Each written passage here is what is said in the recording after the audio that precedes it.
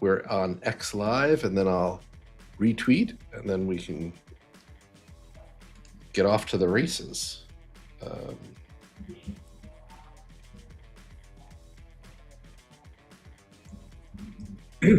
We're a handsome lot this morning, aren't we? I mean, I think it's self-serving to say that, but I mean, objectively, I think you're right. I really think objectively there are a lot of people who would say like let's just be honest about that. Well, we'll have to ask Jen to weigh in here. Well, we know Jen thinks so. Our producer Jen is our Like biggest fan. Fauci, I plead the fifth. Great, great.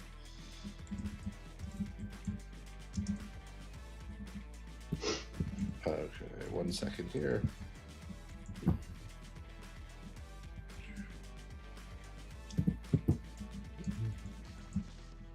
All right. Let's post this and let's get going. Good morning, everybody. It is the 3rd of August. Hurricane season has started. We are excited for this kind of the tail end of summer. I earlier this year said like called summer too early, so I will say we're now in the bottom of the 7th for summer, and who knows? Maybe like the Red Sox, they'll find some way to screw things up. So They usually do. usually do. Well, that's September. I guess that's September. That's not. But let's talk about first about oil and gas, Bob. You know, we have another deal. How many deals have we had now for this? Because I think we now have a definite deal that's very preliminary. But what does this mean for? Is this just more of the same? There's still somebody in Iran that desperately wants to do a deal. They keep telling us that. But seriously, we've gone back and forth. I don't know how many times, 4 or 5 times now on these retaliations, and then Iran, the IRGC, still trying to send missiles to control traffic through the Strait of Hormuz, and then all of a sudden Trump pulls back again, and apparently he was fully loaded this time. I saw one headline that said that the attack he had planned this time supposedly was going to be the worst since World War II. So he apparently had all the guns fully loaded, ready to go full bore on Iran. But the news lines this morning are that somebody from Iran reached out. They want to negotiate a deal. So we're back to the table once again, and we'll see if it holds here. I'm not holding my breath, because I think one of the issues is no single entities in control of what's going on in Iran. I still think there are several factions competing internally with each other to control the narrative, to call the shots on what happens here. And I think there's clearly a faction that does not want a peace deal, that wants to continue this conflict, that ultimately has this religious objective of having a nuclear weapon and continuing this conflict. And so we'll see this time if it holds. We'll see if we then get another MOU or re-engage in the same MOU, and then ultimately get some sort of deal that is concrete, that is acceptable to everybody, that truly does lay out the groundwork for preventing Iran from ever having a nuclear weapon, or really blunt their nuclear ambition. I think we're a long ways away from that, but today's headlines are we're back at the table. As a result, oil's off sharply here today, and we're not anywhere back down to $70 a barrel that we were at on the first round, when everybody said, okay, finally we got a deal the first time. But so there's still some more premium, some skepticism around this deal, given where oil prices are, but they're down today, and a lot of the stocks are down. Now, the one thing that's going on, clearly that what's going on with the commodity is overshadowing what have been pretty good earnings so far. And I'd highlight in particular Chevron earnings on Friday, which I thought were very good. Chevron continues to be our top pick among the integrateds. We also own Exxon. Exxon, not quite as good, but Chevron still a core holding that this is a name on any sharp pullback or dip. I would be a buyer, even though we still have an overweight position. So I'm not adding to that. But for those who aren't in energy or looking to add to it, among the integrated, Chevron is a name that I would look on any sharp pullback or dip to add to or buy. At the same time, Expand Energy had a solid quarter last week also. following on EQT solid quarter. They didn't change full year guidance, but the one thing that's interesting across the energy sector is they continue to post these very strong efficiency gains, whether it's Chevron, whether it's the independents, and we'll get more of the oil focused independents this week. But they continue to get better and better at how they drill these wells, the cost around drilling these wells, apart from fuel, and the efficiency of how many feet they're drilling in a given time period and how efficient they are in drilling these wells. That continues to improve at a pretty good pace. And that's underpinning a lot of these better earnings estimates from these companies. So the industry is continuing to improve. They're continuing to get better. At the same time, though, luckily, I don't know, I say luckily, but disciplinary wise, they're continuing to hold back on ramping up production, which I think they'll stick to. They're all saying, look, we're still going to keep production somewhat flat. We don't want to do what or commit the same sin we did a decade ago and decades prior, spending every dollar we get in the door to ramp up production. They're exercising, continue now for I think a little over 3 years now, exercising very good discipline in taking that excess cash, instead of plowing it back in the ground, returning it to shareholders, which I think this sector is one of the best, if not the best, in the capital return to shareholders in form of share buybacks and then paying dividends. So, so far, very good earnings from the quarter. I expect that to continue this week. In particular, I expect strong quarters from Devon and EOG on Wednesday. They report after the market on Tuesday, but then have their earnings calls on Wednesday. So those would be the two names as we get into the thick of earnings season that I would highlight here, is expecting strong quarters from those two names here this week. So, apart from the commodity price, the bottom line, the operations, the expectations around these companies continue to improve. So, we're keeping an eye on the commodity price, but I'm still owners of energy here and would not be a seller of any of the core names that we do own. So this is so I had a question though, Bob. At what point I would be surprised that like China hasn't seemed to be putting pressure on Iran to get their act together and get this settled, because it's such a so dependent on Iranian oil. How come that's not going on? Or is it, well, look, weakening us is not bad for them either? Yeah, there's a lot of political undertones going on around what's going on in that whole situation. The one thing they have done is they've stopped, for all purposes, buying crude oil to fill their strategic petroleum reserve. So that, when we talked last week about demand elasticity, the biggest drop off in demand, which has kept oil from running up to $100, $150 a barrel, has been China halting the purchase of crude oil to fill their strategic petroleum reserve. At the same time, we've seen headlines, and I don't know how much sure to what extent this is occurring, that they're continuing to sell weapons to Iran. So, you can look at all the conspiracy theories. Are they trying to, support Iran to get us to whittle down our military capability or inventory of missiles and everything? Is that anything pointing to any potential conflict over Taiwan eventually, or what's? I'm not the expert on all that, but do they want this to end? I'm not sure really what all the motivations are behind China. Yeah, they do want lower oil prices, but in the meantime, they've, over the past several years, built up a pretty good strategic petroleum reserve, and they've stopped filling that for now, and to keep oil prices down. But we'll see where we go from here. So I think their motivations around Iran are separate from what's going on with oil prices. I think there are a lot deeper motivations going on around whatever is occurring there, whether they're providing or selling weapons to Iran or not. I think there are a lot of more geopolitical undertones or currents going on there, apart from what just strictly looking at what oil prices are doing. So I would think that the high price of gas, Charlie, would have impacted consumer spending, and also we saw rates pop up recently. So housing demand and the like. But the banks that benefit from both seem to be pretty resilient so far, and the housing stocks are all up today. Now that's today. I don't follow those, but what on those two fronts? What are you seeing so far in like reporting on consumer spending and kind of any softness? I mean, is that having any impact at all, or are people just not driving? Yeah, we sort of dealt with this last week with Jeff Mackey, but yeah, I mean, consumer spending is still rolling around at 4 or 5%. If you look at credit card balances are growing 5-6%. Delinquencies on the consumer card portfolios are coming down for the major banks. So the consumer has been fairly resilient, and I think the wealth effect of equities has had a big impact, particularly at the upper end. I think the lower end is still struggling from everything I see.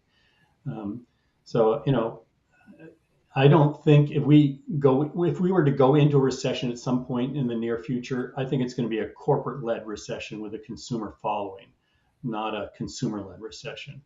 But I actually wanted to ask a question of Bob, if I could go back to energy for a second, then we can come back to banks. But Bob, appropriately so, has been talking fundamentals, and I'm not sure fundamentals mean anything right now.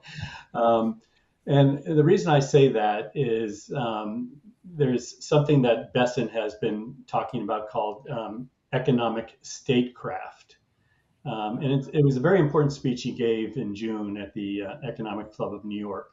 And he talked about, let me define economic statecraft as Besson sees it. He says it's the disciplined use of America's economic power in service of our sovereignty.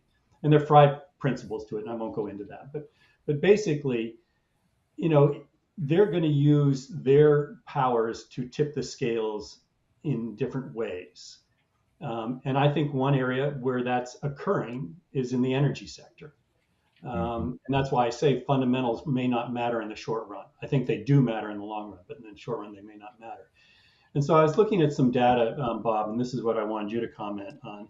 So on July 28th, the swap dealers in the WTI crude contract are short, 611,000 futures contracts, and they're long 100,000. So they're net short 511,000 contracts.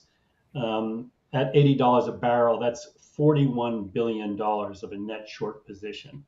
So it's a significant net short position.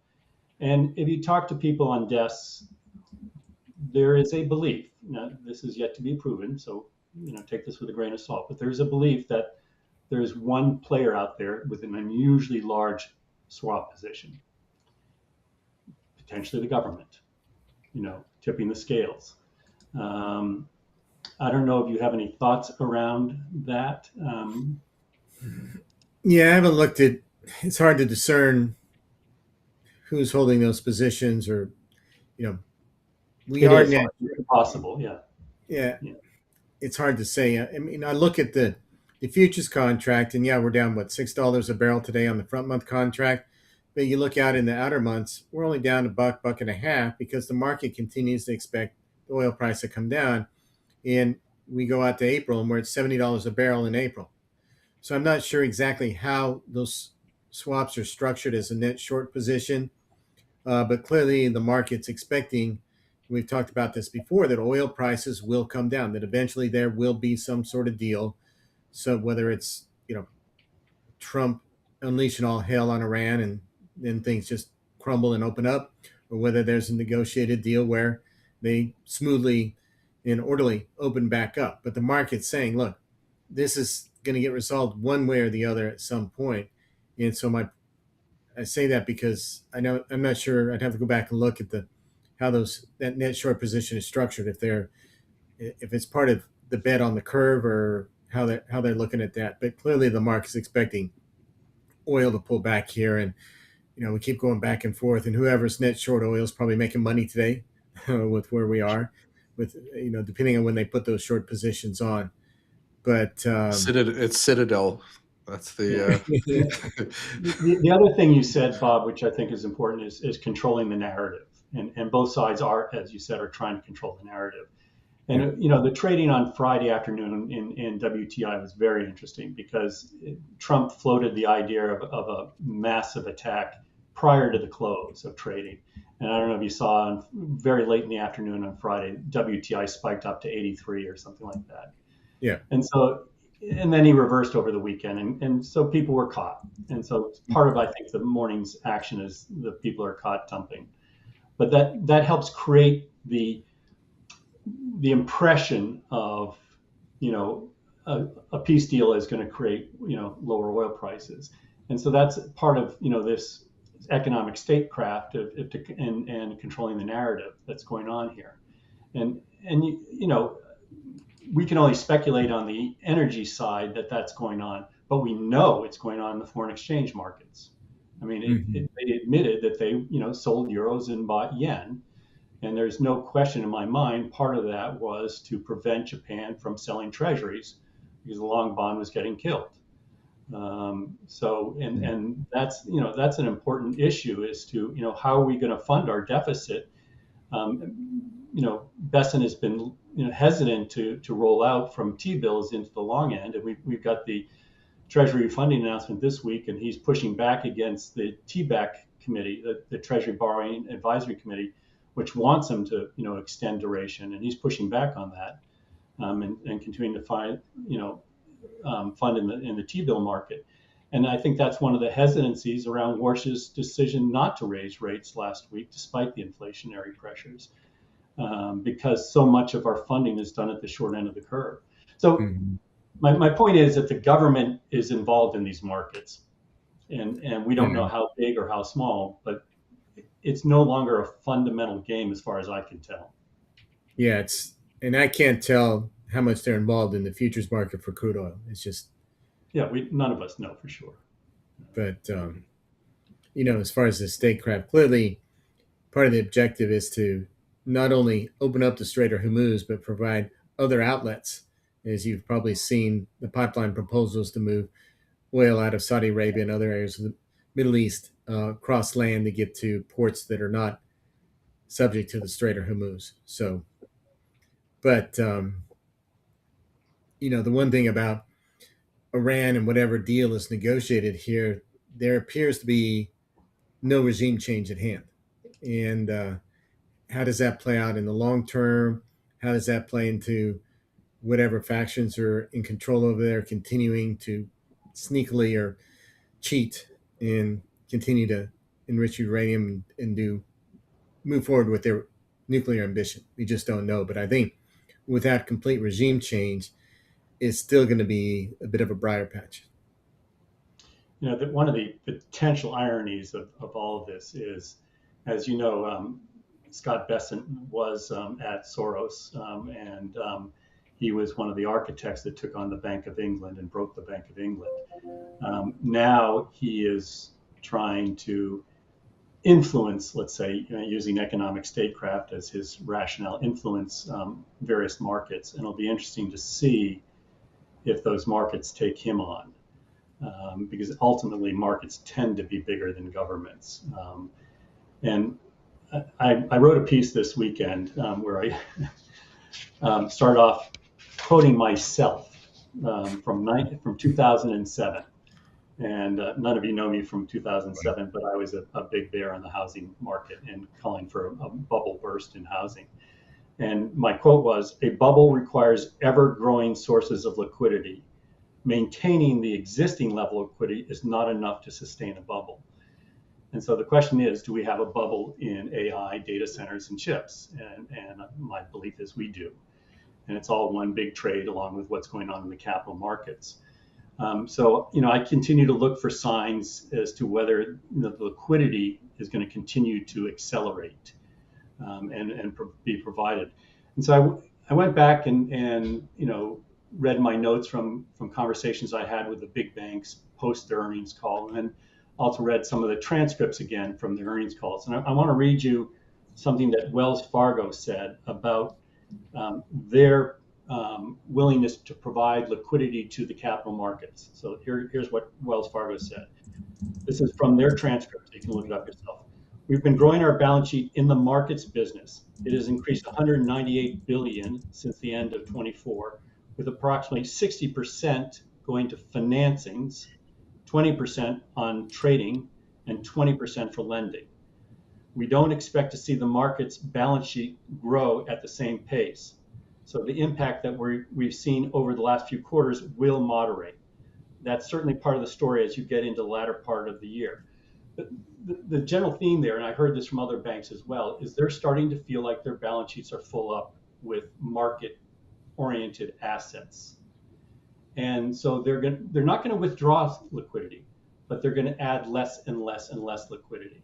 And that gets back to my quote that proved to be quite prescient back in 2007 about the housing bubble. If you don't have ever increasing sources of liquidity, the bubbles cannot sustain themselves. And so I still believe we're looking at some sort of significant deleveraging event that is going to run over Besant and company, at some point. So.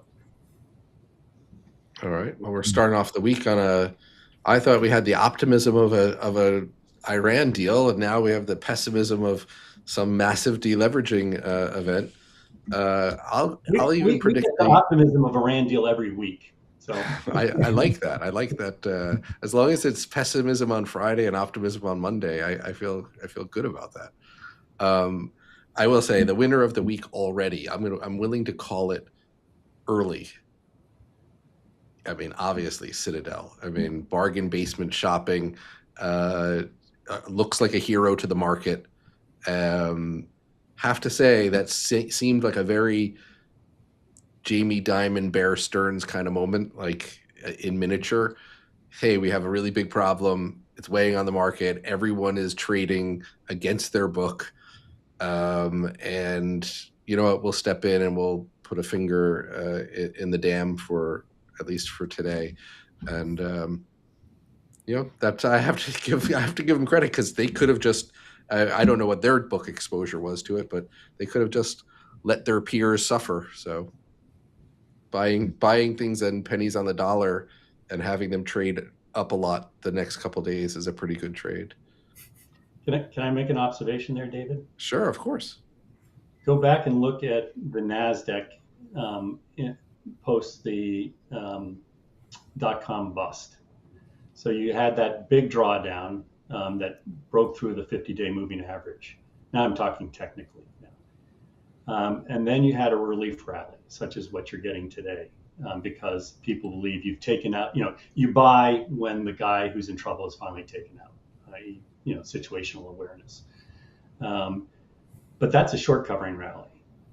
And then you collapse after a week or two of a short covering, promoted rally. So I would not be buying this rally here at all. Yeah. That's not to say that Citadel didn't make the right trade. It's just saying, I think they've taken out the guy that was in trouble. You got a short covering rally, and I don't think that's a sustainable upward move. Yeah, just to be clear, none of us are criticizing billionaire Ken Griffin because we don't want any of his lawyers to contact us. We're on his team Griffin. So on a different note, I mean, look, I thought what I saw last week in the market was actually really healthy. You are seeing this move out of highly appreciated companies that had tons of hype, where people were not sure. Hey, listen, I want to be an AI. What can I throw at?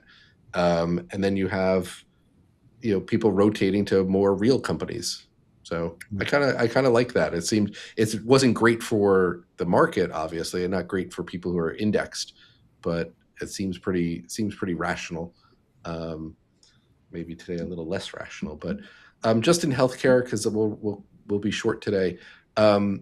Two big things. First, AstraZeneca is floating the idea that maybe they'll buy Bristol Myers. Bristol Myers was up pre-market. Now it's down a little bit. And AstraZeneca, last I checked, was down quite a bit. If you just look at their chart, you can see why they're doing this, right? They've had a couple failures and they don't know what they're doing. So merger of equals or mega merger, and then we'll just have giant cost synergies. And that worked really well for Pfizer and whoever it was that had Lipitor at the time. And a number of these companies have done it, but the last number of years, the market's gotten smarter on this and like, hey, you become a big behemoth that doesn't grow. Do I really want that? And so you'll end up with a much lower multiple, and yes, you'll get the cost savings, but that's kind of doesn't solve your innovation problem. Um, if we don't see a notification out in the next couple hours, I mean, then you'll know that it's kind of dead, because the UK usually forces a company to respond to something like this. I don't know if they already have, because we've been on the show, but um, elsewhere in healthcare, last week, Bausch Health, BHC. This is kind of big. I'm no longer short.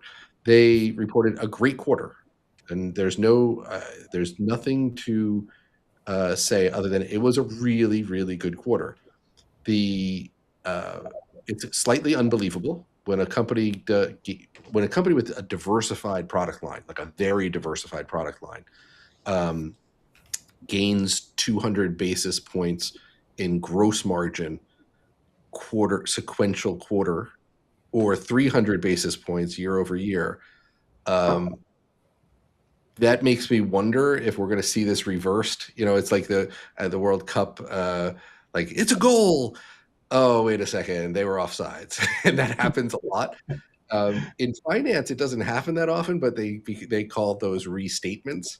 Um, Again, I've seen a lot of income statements in my day. This The only thing that could be attributed to is that they withdrew from some government programs, and that may have helped the average pricing. I just don't think it could help this much. So I'm very surprised by it. Now, why cover, and when you think this is a structural short? Because I think you can have a better time doing that. And so for the last couple of days, the stock's been up, today down a little bit. What happens for a Toronto listed stock like this? As it gets larger, index funds in Toronto have to buy more stock. As it settles down, then you'll see that buying settle down, and then you'll get to a more normal thing. In a year and a half, their largest product goes generic, and that's, I believe, all of their EBITDA. And so they put out for the first time what their profitability looks like if you take that product out. Now, that's not an official statement, I don't think. I think it's one of these adjusted numbers that you can't really hold them to. But they try to show, oh, look, we're still profitable even if we take out Salix, which is the division that owns that big product, or that runs that big product. The problem with that is, while they're profitable, it's still not enough to pay off the $20 billion of debt they have. So I don't care about EBITDA. I care about how are you going to pay off this debt when this product goes. So I just think, I can pick a better spot, and let's see how it trades over the next month. There's no rush to this. And so, still made a ton of money on it from the way down from 90 or whatever it was, 65 down, started at 90 down to 65 down to here. So, down to 5 or whatever it was. But now we're at 7. So, when you play around with $7 stocks, you have to be really, really nimble. But that's about it. Anything else for either of you? I just want to make one last comment about the consumer, since you started off there, and we can bring it full circle. So this morning, Marriott reported earnings, and while the reported earnings was solid, the outlook was a little bit weak. I think there was disappointment about the net room growth for the second half or the end of the year. Now, one of the things I'm looking for is weakness in upper end companies, and I think recently we had LVMH and Hermes or Gucci, I forget who was, reporting softer expected future sales.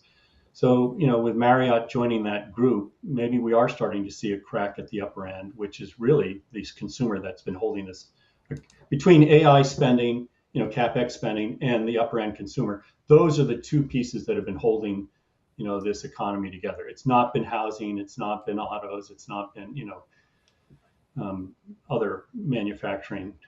So if we lose those two pieces, and I'm not saying we have, but we're starting to see cracks in the AI CapEx spending, and then the upper end. So yeah, I'll be interested in seeing if the Marriott numbers they mentioned, was it the Ritz-Carlton, St. Regis, JW part of their portfolio, or was it the other part of the portfolio?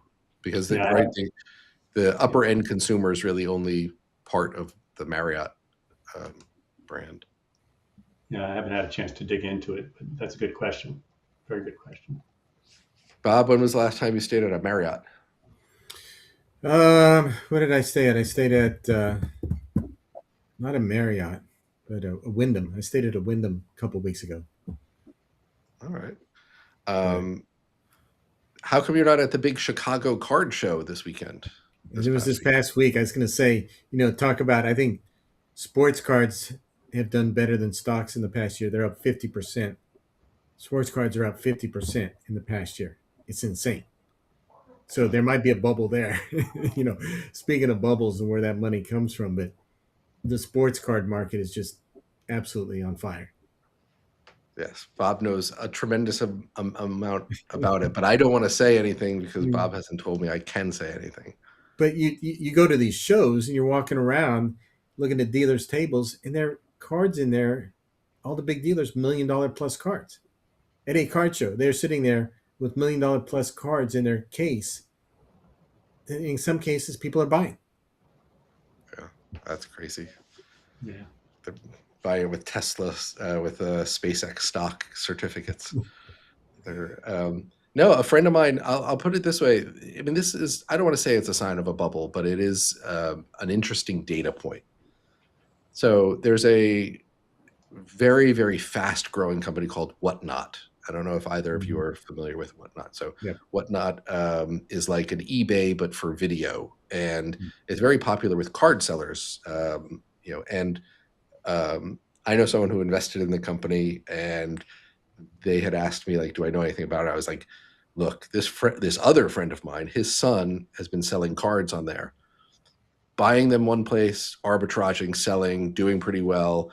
And like I said, it's like eBay on video. So he went to the card show this weekend because he made, I don't know, 5 or 10 grand in a week doing this. And so now he wants to go get some cards. And so I said to this friend of mine, hey, that's great until the music stops. Like he can all of a sudden have an inventory. He goes, yeah, well, he'll learn his lesson. I mean, he's like 14, so this is a good time to learn a $10,000 lesson. But so buying and selling those cards, yet another venue to do it. Bob, I hope to see you on Whatnot sometime soon. We're not going to be on Whatnot. I'm waiting for LeBron James to call me. No, it is. Whatnot is more for like kind of smaller retail cards, but yes, I want LeBron James to call you too and offer you a ton of money for your collection. We will send that out there. Well, it's a Monday, so let's see if that happens by Friday. LeBron James, you are on a timer now. You have 1 week, at least 1 week for me to be happy about it and to get my commission. But everybody else, enjoy the week. For Wall Street Beats, I'm David Maris, Bob Morris, Charlie Peabody. Again, have a great week. Thanks, David. Thanks, Bob. Thanks. Hey, Charlie. Yeah. So what David is